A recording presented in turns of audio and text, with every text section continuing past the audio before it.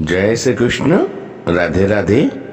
રાધે સત્સંગમાં સત્સંગનું રસપાન કરતા બધા જ આત્મીયજનો, શ્રી વલ્લભની પ્રેરણાથી પ્રેરાઈને રાધે સત્સંગમાં આજે આપણે આપણા પુષ્ટિ માર્ગમાં બે મૈયા પ્રચલિત છે.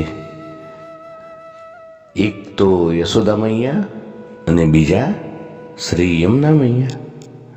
શ્રી યશોદા મૈયા ભગવાન શ્રી કૃષ્ણના મૈયા છે, તો શ્રી યમુનાજી ભક્તોના મૈયા છે. સખ્ય ભાવવાળા ભક્તોના હૃદયમાં શ્રી યમુનાજી, શ્રી મહારાણીજી અને શ્રી પ્રભુના ચતુર્થ પ્રિયાના ભાવાત્મક સ્વરૂપે બિરાજે છે. શ્રી પ્રભુએ પોતાના જ હૃદયમાંથી પોતાના સ્ત્રી ભાવનું બીજું સ્વરૂપ પ્રગટ કર્યું, અને તે સ્વરૂપ તે શ્રી યમુનાજી.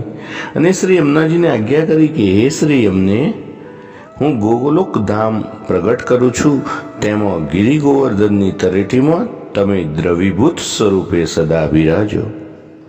આપના તટ પ્રદેશ પર હું સદા લીલા વિહાર કરીશ. આનંદમય શુદ્ધ સત્વ સ્વરૂપ સૂર્યમંડળની અંદર શ્રી નારાયણના હૃદયમાંથી દ્રવીભૂત રસાત્મા શ્રી યમુનાજી પ્રગટ થયા છે.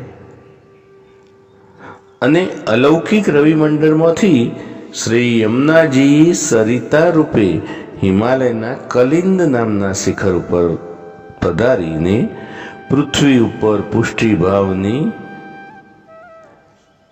સિદ્ધિ કરવા માટે, ભારતની ભૂમિને પાવન કરવા માટે વ્રજમંડળમાં પધારે.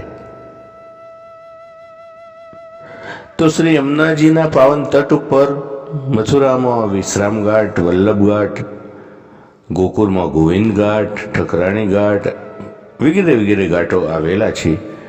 પુષ્ટિ માર્ગમાં શ્રી યમુનાજીનું પ્રાગટ્ય ચૈત્ર સુદ છઠના દિવસે મનાય છે.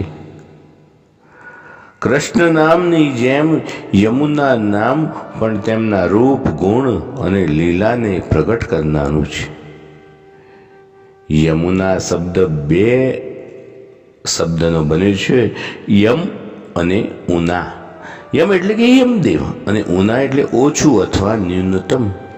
અહીં ન્યૂન શબ્દ નાનાના અર્થમાં છે. યમદેવથી વયમાં તે નાના એટલે શ્રી યમુના. તો યમુના શબ્દનો બીજો અર્થ તેમના ગુણ અને લીલા પણ સૂચવે છે. સંસ્કૃતમાં યમ ધાતુનો અર્થ છે મેળવો, આપવું, નજીક લઈ જવું. તો શ્રી ભગવદીય જીવોને પ્રભુની નજીક લઈ જઈને મેળવી આપે છે. એટલે કહ્યું છે ને, તડ કર સોર કર જોઈ પિય સો કહે, અતિ આનંદ મન જુહર કે. આવા આપણા શ્રી યમુનાજી છે.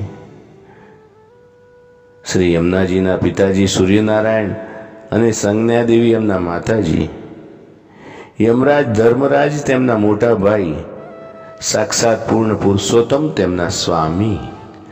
તો જે જીવો શ્રી યમુનાજીની વિધિપૂર્વક સેવા કરે છે, તેઓને શ્રી યમુનાજી પોતાના બનાવે છે. શ્રી યમુનાજી પ્રત્યેક જીવોના અનુરાગથી પ્રસન્ન થઈ પ્રભુ પણ આ જીવો સાથે સ્નેહ કરવા લાગે છે. પ્રભુના ભાવાત્મક સ્વરૂપ રસનો અનુભવ શ્રી યમુનાજીની કૃપાથી જ થાય છે. દરરોજ નિયમપૂર્વક, આનંદપૂર્વક અને ભાવથી શ્રી યમુનાષ્ટક અને શ્રી યમુનાજીના 41 પદોનો પાઠ કરવાથી શ્રી ઠકરાણી ઘાટ પર બેઠા છીએ એવી ભાવના સાથે અને શ્રી યમુનાજીના સ્વરૂપનું ચિંતન કરતા કરતા શ્રી યમુનાજીના ઝરના પાનથી આપણા દેહ, ઇન્દ્રિય, પ્રાણ સર્વને પ્રભુના સાક્ષાત અંગરસનું અલૌકિક સુખ મળે છે. કાતક સુદ બીજ એટલે કે ભાઈ બીજ, ચૈત્ર સુદ છઠ એટલે શ્રી યમુનાજીનો ઉત્સવ, ચૈત્ર સુદ એકમથી ચૈત્ર સુદ નોમ એટલે કે ચૈત્રી નવરાત્ર અને ગણગોર, તથા આસો સુદ એકમથી આસો સુદ નોમ એટલે નવરાત્રિ. આ દિવસોમાં પ્રિયજનો આપણે જેટલા બને તેટલા યમુનાષ્ટકના પાઠ કરવા જોઈએ. તો આ સાથે આજના સત્સંગને શ્રી વલ્લભના ચરણોમાં સમર્પિત કરી અત્રે વિરામ લઈએ. ફરી મળીશું રાધે સત્સંગમાં નવા સત્સંગ સાથે. જય શ્રી કૃષ્ણ. રાધે રાધે.